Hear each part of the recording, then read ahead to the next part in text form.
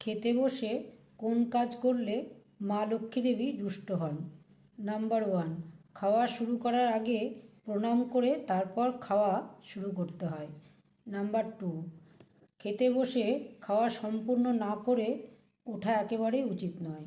খেতে খেতে ওঠার অর্থ হলো খাবারকে বা মা লক্ষ্মীকে অপমান করা।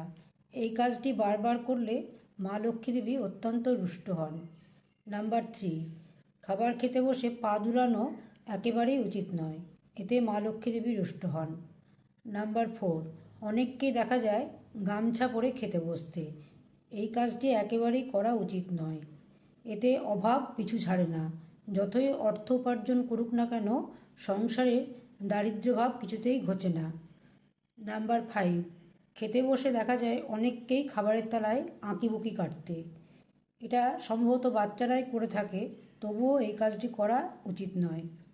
নাম্বার 6, খাবার শেষে খাওয়ার থালা চেটেপুটে খাওয়া একেবারেই উচিত নয়, এতে মা লক্ষ্মী দেবী কুপিত হন।